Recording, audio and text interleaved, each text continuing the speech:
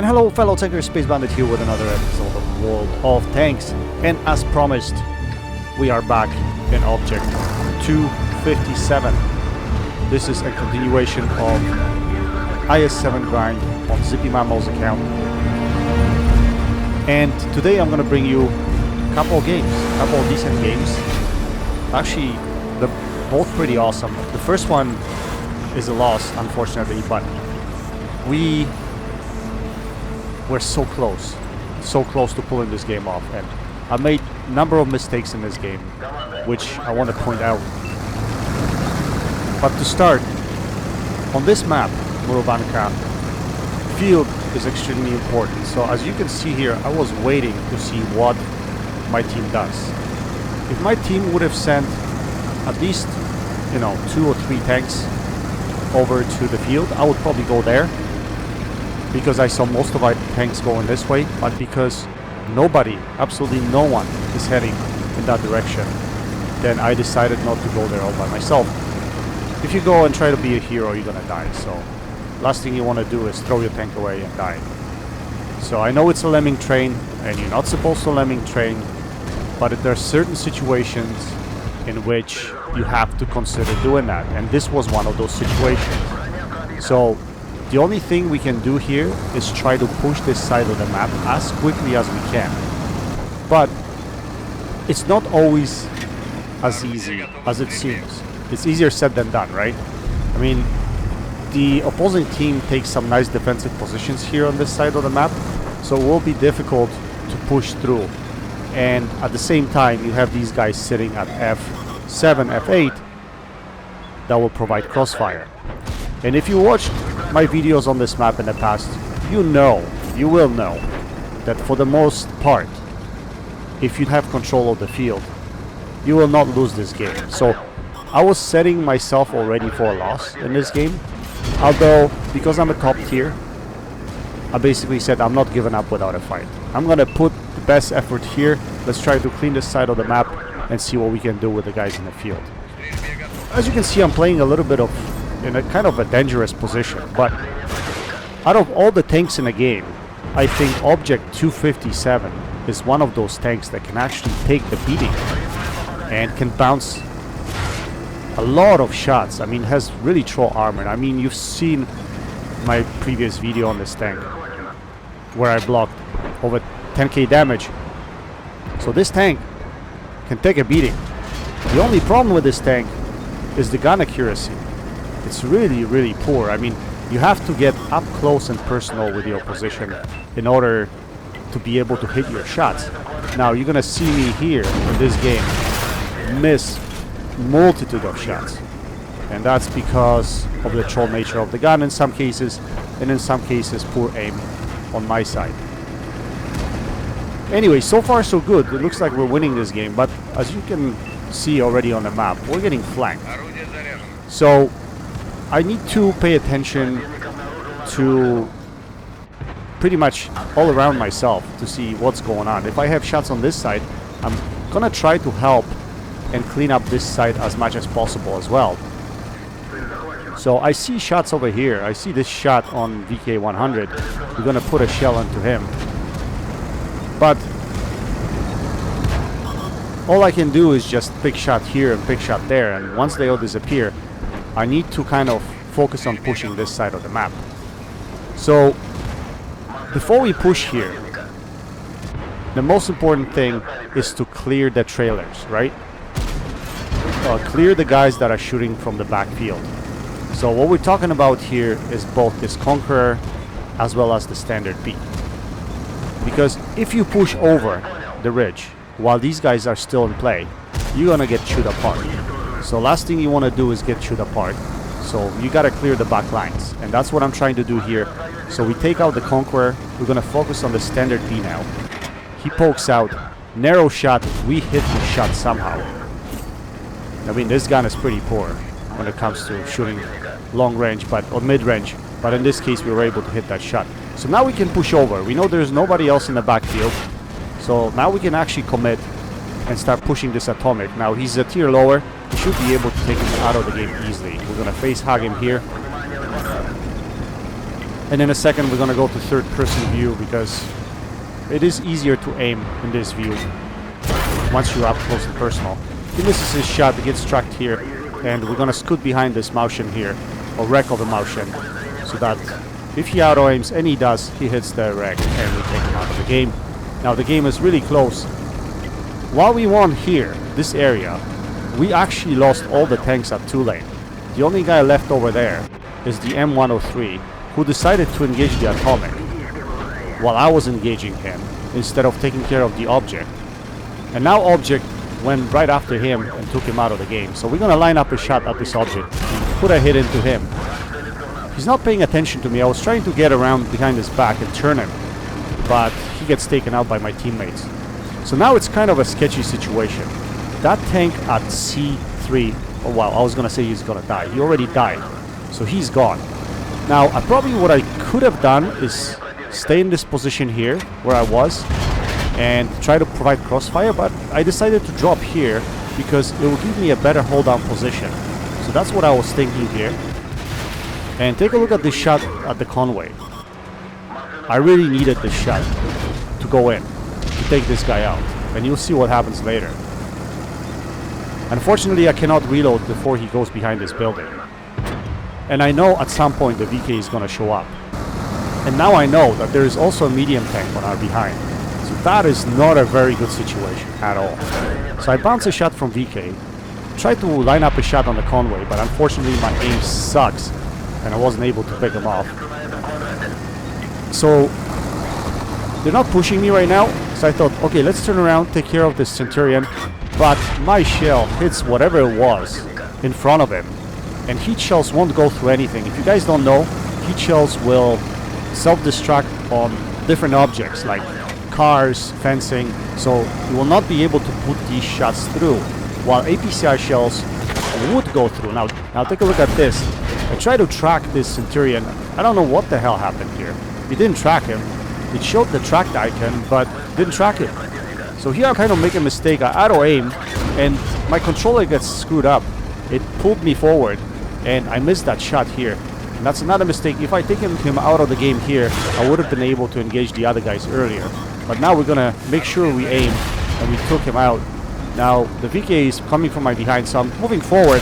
I want to take out this Conway, and now this is gonna be interesting. Take a look at this shot. Conway has no armor whatsoever. Take a look at that. I bounced off his side. I know. I should have probably been aiming at his turret. I know. It would have been an easier shot at this turret. I know. But I was pretty sure I can pen him on the side. And actually, I checked Tanks GG to make sure what is the deflection angle on the Conway in this area. And it's only about 100 and something millimeters. So I should easily be able to pen him with my heat rounds. And I wasn't able to. So I don't know. Guys, you tell me. If you play Conway, can this thing side scrape? Does it have spaced armor? I don't know. I don't think it does. But I thought I would be able to penetrate him. And I wasn't. Anyway. Sucky loss. I got pretty upset about that because I could have pulled this game off. If I hit the Conway the first time, he would already be dead. And then it would be just a cleanup. But unfortunately, it wasn't meant to be. Anyway, let's skip to the second replay of the evening. And it will be a better game as far as results goes. So let's skip to that. So second game, we are on map El Haluf. It's an encounter mode. We're the top tier. We have fantastic matchmaking. I think there are only 4 tier 9s in this game on each side. So absolutely spectacular. And at this point in time, you already see in your eyes, man, this is going to be a good game. Although one thing I was worried about were the 2 artilleries in this game. So on El Haluf, if you're a heavy tank, the only option, and I repeat, the only option on this map is to go into A1, C1, or B2 area to roll it out. There's no other option. That's the only thing you should be doing in your heavy tank. Now, in many cases, medium tanks come there as well. Now, this shot. I wish I had it back. My aim's just not good in some games. But yeah, in some cases, medium tanks come to this position here where I'm going now because it's already safe. that hill on the right hand side actually protects you from RD. So RD has hell of a time hitting this area. And if you have good gun depression, you can actually play out of here. Now, I don't have good gun depression in this tank, but because I'm a top tier, and I can just sit here, and people will be just bouncing off of me. That's what I was thinking. I was like, I'm just gonna sit here and catch these guys crossing, but it looks like they didn't overcommit. They decided not to come out. So in this situation, what we're gonna do is we're gonna come up right here, A2, get right in their face. This way, artillery cannot hit me, yet I'll be able to get close and make this gun work, right? Because at this distance, at this range, this gun should just shred things to pieces, right? So you're gonna see me set up here. I set up for kind of pike nose forward. Again, this tank, the way you play it, pike nose forward, right? So that's what I'm trying to do. But the opposition is not coming out, so I'm gonna have to go and get that damage. So I'm gonna poke out every once in a while. Now, I have to be mindful because I only carry one repair kit on this tank, and I have no repair skill, or Zippy has no repair skill. So basically, again, I'm optimizing for gun performance.